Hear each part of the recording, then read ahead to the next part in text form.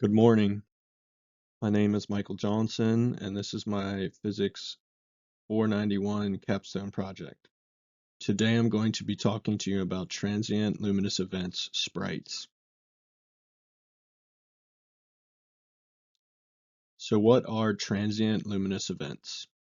Well, transient luminous events are optical emissions in the atmosphere caused by positive cloud-to-ground lightning strikes and the interaction of the molecules with the quasi-electrostatic field aftermath.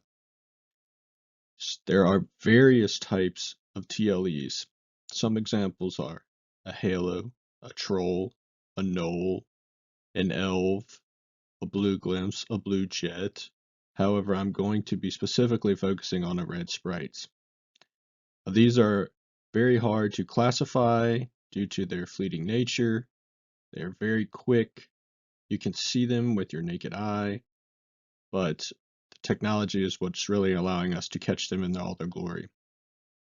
Now, they are induced forms of luminous plasma, again, able for us to see them with the naked eye, but very, very hard to catch. And once again, I'll be specifically focusing on the formation of red sprites.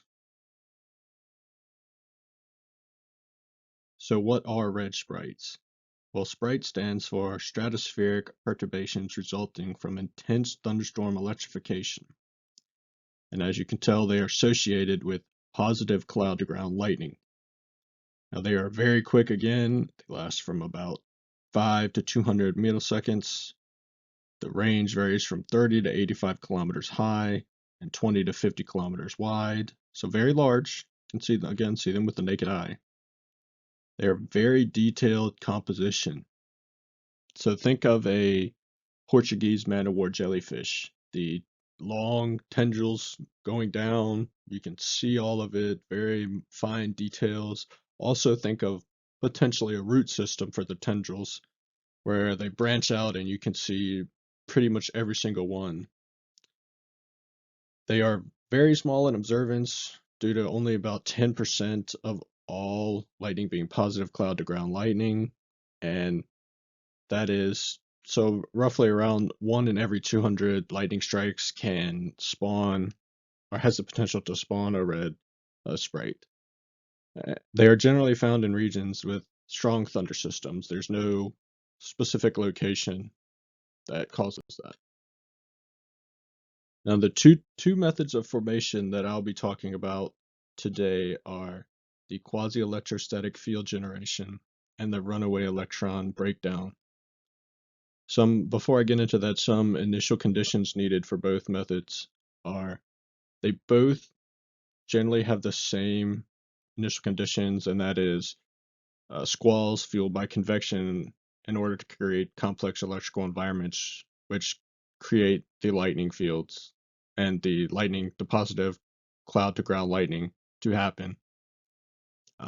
Runaway electron breakdown requires a lower E field for that to propagate to happen, and the quasi-electrostatic field generation requires a high E field for that formation.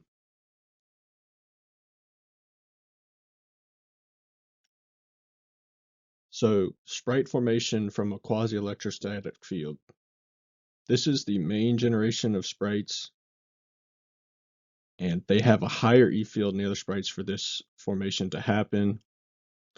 Essentially what happens is you have a cloud gathering a charge, and then the positive charge, lightning is displaced from the cloud to the ground, and that leaves a negative shielding layer along the top of the cloud, and that layer lasts longer than the positive displacement of the lightning. So then you have the quasi-electrostatic field is then generated because of that, and then the atmosphere around it is also polarized, allowing for heating of mesospheric electrons from the new quasi-electrostatic field to shoot upwards toward the ionosphere as seen in the table on the right.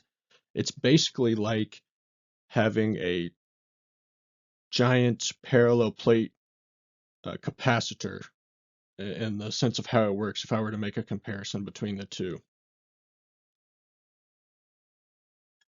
Now, the next method of sprite formation is from runaway electron breakdowns. Now, this is high energy electrons interacting with the quasi-electrostatic field. So basically what happens is cosmic high energy electrons from cosmic rays hit a particle, and then the particle is then excited, and that particle then begins to collide with other particles, electrons. And these electrons, most of the electrons will thermalize. However, the some that don't will begin to exponentially increase as the altitude increases up to around 50,000 kilometers, where it's about this, it becomes the same, the constant. And this allows for what they call an electron breakaway, because something like air doesn't usually conduct electricity, and it happens because the nitrogen is interacting with the charged particles to form the sprites. Now, this is potentially a reason for formation of sprites below 50 kilometers. There have been a few studies I found where there was formations of sprites below 50 kilometers, and they were mainly done by electron breakdown, runaway electron breakdown. So there would need to be more studies to conclusively say that that is the true method for that. Now, some discussion and my findings of the formations of sprites. The quasi-electrostatic field generation happens way more than runaway electron breakdown. And sprites are important to study because they showcase important electrical interactions in the atmosphere. They change the climatescape of the atmosphere that's around them. So what I mean by that is they alter the charged layers of the upper atmosphere, which is home to like certain radio signals and other communications. Now, there have been some studies that say that they don't affect it, but I believe that it does affect it to some degree. And if you were to have more sprites form along the way, what does that change for that?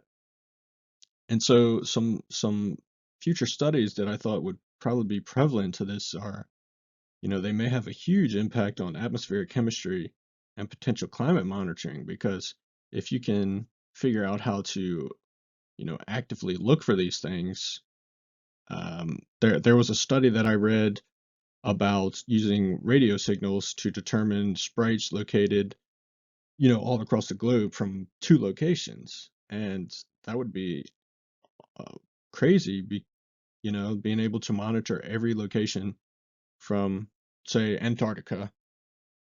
And the atmospheric chemistry, does this change, like I was mentioning earlier, the higher amount of sprites and other uh, transient luminous events in the atmosphere, does that change the atmospheric chemistry? Does it produce more nitrogen or hydrogen or oxygen from its interactions? And does this change our climate? Does this change how the upper ionosphere works? And another future study that I thought could be prevalent was maybe, are cloud geometries, uh, you know, do they matter in the sense of, do they produce larger and faster sprites, or does cloud geometry not matter at all? So I'd like to thank you for listening to my talk about transient luminous events sprites.